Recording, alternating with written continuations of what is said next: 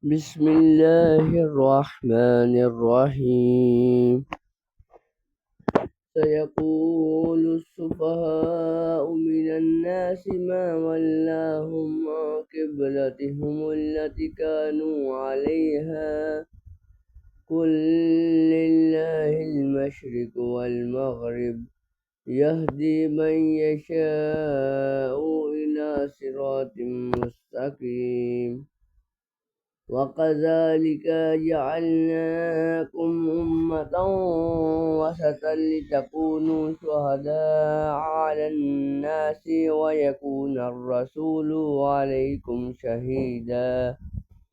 وما جعلنا القبلة التي كنت عليها إلا لنعلم من يتبع الرسول ممن ينقلب على عقبيه وإن كانت لكبيرة إلا على الذين هدى الله وما كان الله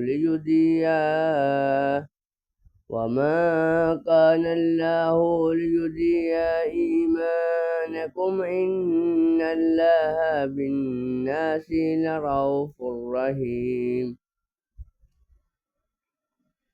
قد نرى تقلب وجهك في السماء فلنولينك قبلة ترضاها فول وجهك شطر المسجد الحرام وحيث ما كنتم فولوا وجوهكم شطره وإن الذين أوتوا الكتاب لا يعلمون أنه الحق من ربهم وما الله بغافل عما يعملون.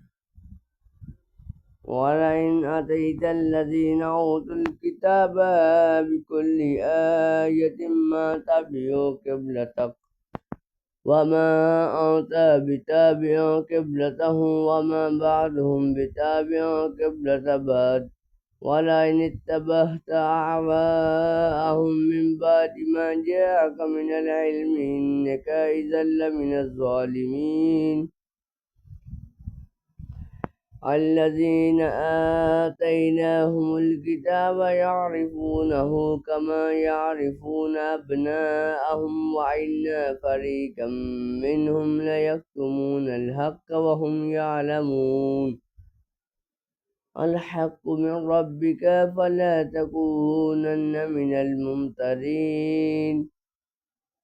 ولكل وجهة هو موليها فاستبقوا الخيرات أينما تكونوا يأتي بكم الله جميعا إن الله على كل شيء قدير. ومن حيث خرجت فول وجهك شطر المسجد الحرام وإنه للحق من ربك وما الله بغافل عما تعملون. ومن حيث خرجت فول وجهك شطر المسجد الحرام وحيث ما كنتم فولوا وجوهكم شطره لئلا يكون للناس عليكم حجة إلا الذين ظلموا منهم فلا تخشوهم واخشوني وليتم نعمتي عليكم ولعلكم تهتدون.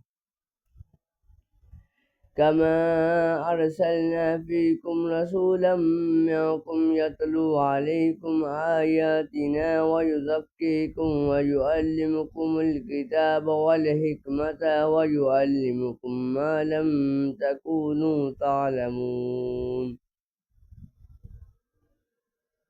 فاذكروني أذكركم واشكروا لي ولا تكفرون.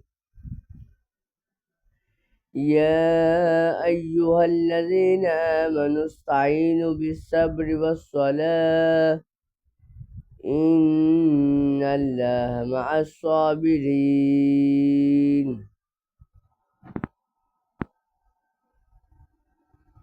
صدق الله العظيم.